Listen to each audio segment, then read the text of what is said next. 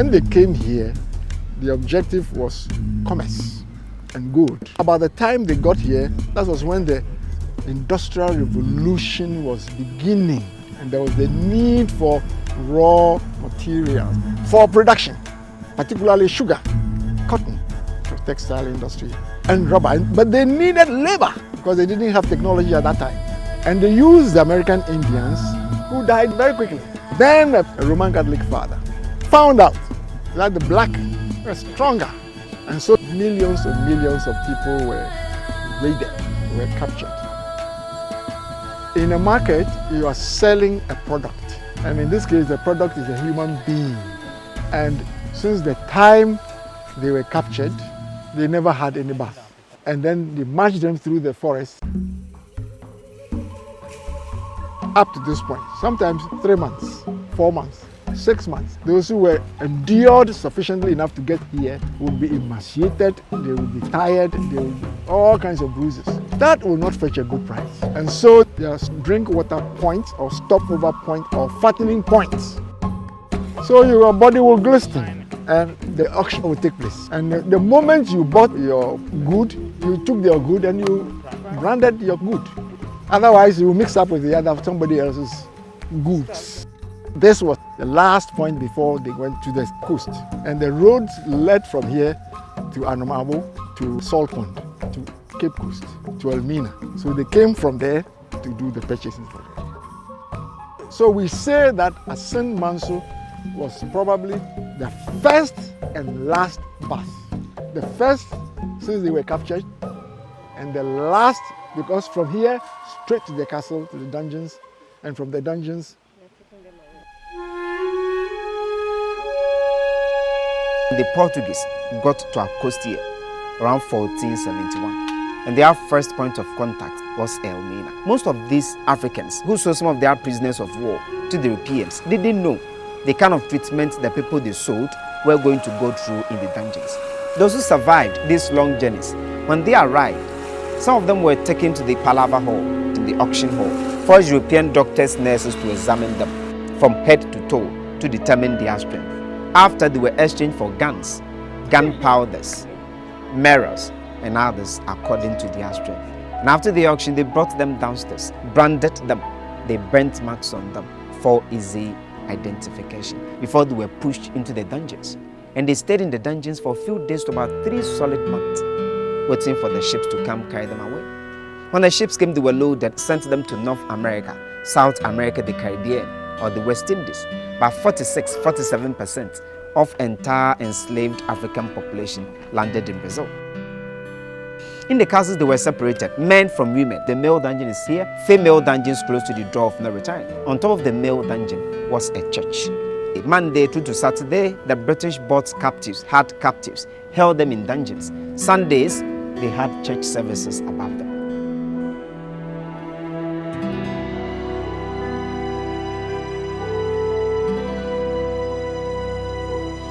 He turned off the light for us to at least feel how our ancestors felt for a short while, because they were provided with no artificial light like this. Rather, these were holes they created to give them some light and ventilation. Some of the captives lost their sight, some partially, some fully. There are 5 compartments, 5 chambers in the male dungeon.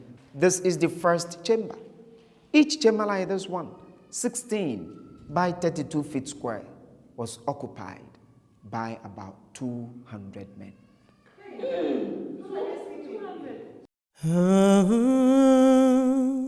From this chamber to the last one, about 1,000 men. And this very chamber was called Strong Chamber for those who were physically, mentally strong. Because they were stronger, they chained them, normally by the ankles, against this wall. And again, they locked them up with heavy metal door here. Temperature became very high. When that happened, and the captives were shouting, screaming, they poured water on them, sometimes from the bigger hose, like this one, to cool down the temperature a little bit. When the water was poured, those who were very thirsty used the opportunity, cupped their hands like this to get some water to quench that thirst. It is estimated that 30% died only in the dungeons because communicable diseases spreaded very fast. Once a while, they instructed some of the quick living to pack the dead bodies in sacks. They added stones, put the bodies on canoes, paddled to some meters, dumped the bodies into the sea. Rainwater comes in when it rains sometimes from the hose, and the water was supposed to flush out. As a result of that, feces, urine, vomit, blood, sweat, tears, saliva, human flesh mixed with soil covered the floor like a carpet. They gave them food, normally twice a day, but little food just to keep them alive. And most of the times, the domestic captives working permanently in the castle were bringing food for the commercial ones in the dungeons. But sometimes, when those were hungry and the food was not coming, they became very aggressive, very angry. So to avoid attacks, they did not come in with the food. Rather, they dropped food from holes like this, down here. Those who were interested struggled for the food in the feces, in the urine, in the vomit. And this one was again used as a spy hole. Some of the spies were commanded to stand up and listen to whatever going on in the dungeon. When those that were planning to attack or escape, they reported to the British and they punished them accordingly. The last chamber is naturally brighter than the other four because of this. When the ships came and the captives were about to be loaded, in this last chamber, they sorted them out, counted them, to see those who died, those who survived. Hence this opened for more light to see the marks. And after that, those who were strong enough to survive the ships, the deadly voyages, were not allowed to walk to the courtyard. Rather, they marched them underground. They walked through a tunnel from here to the door of no return. The British passed the law in the year 1807 to outlaw slave trade in Britain. 1833, another law was passed to abolish slave trade in their possessions and territories, including this castle.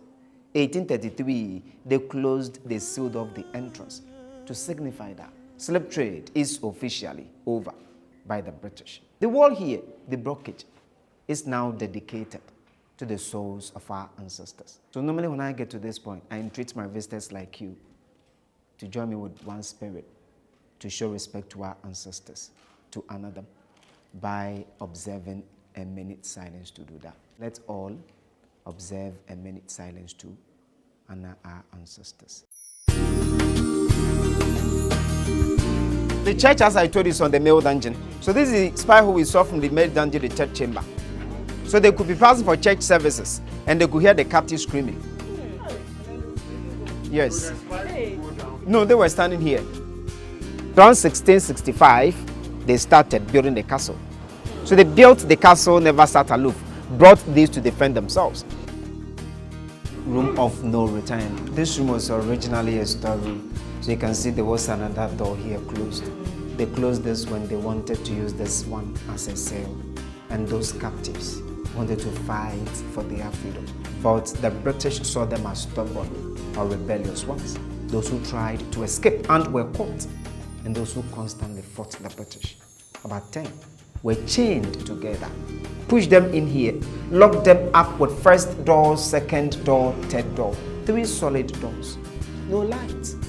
No ventilation, no oxygen. They were not given food, no water. 2-3 days, they struggled, suffocated, and died. And after they all died, they brought some of the male captives in, packed the dead bodies in bags, brought all the others, gathered them at the courtyard. Those who came for the bodies were instructed to show the bodies to those gathered, for them to see what they did to those they brought here. They were killed here. They were executed here just to serve as a lesson to the other captives. The male captives went this way, joined the women to the door of no return, sat on canoes, 400-500 meters to the bigger ships. The bigger ships couldn't come closer. In the ships, the captives were packed like sardines, like cargo. Head in, head out, head in, head out, in between decks. Very difficult for them to even turn, like somebody lying in a coffin. Some of them were coming down here, picking some of the female captives, raping them. And those female captives who denied them sexual advances but 8 of them were pushed inside here, locked them up with heavy metal door.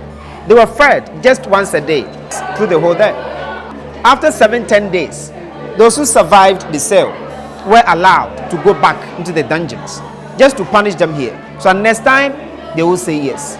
Also to serve as a lesson to the other female captives. This is the infamous door of no return. Final exit point for some of our ancestors. Door of no return, because the moment one went to this door, either he or she died on the way or arrived, in both situations never returned. And researchers are saying in total, in all, the Europeans had about 60 million enslaved Africans in a business which lasted for about 400 agonizing years. And out of that 60 million, there's only about 10, 11, 12 million made the journey across the Atlantic. About 48 million died. The door was short and narrow. One person forced through at a time, chained and shackled captives bow down, squeezed themselves, one after the other, went to the door and never came back. Experience in the dungeon for me was a very sorrowful one. A sorrowful one because imagining our ancestors, who trod before us in that dark room, in that inhumane environment, and imagining myself, we were even, there, not as crowded as they were, and I could feel, the atmosphere that, they went through then. And seriously speaking, it was disheartening. It was a sorrowful experience, and it is not a kind of experience you'd want to wish even for your enemy. We must all come together and then make a strong commitment that, this is something we are going to fight against, this is something we are going to ensure never happens. This has been a very solemn, heartbreaking and sorrowful tour for me. I can't imagine how women have been treated in this state, because I can't even live with myself not having showered twice a day. How much more to live for months in this condition? Africa has really suffered. I think this should bring up issues for us to discuss and build on so that it never happens, not to anyone in this world.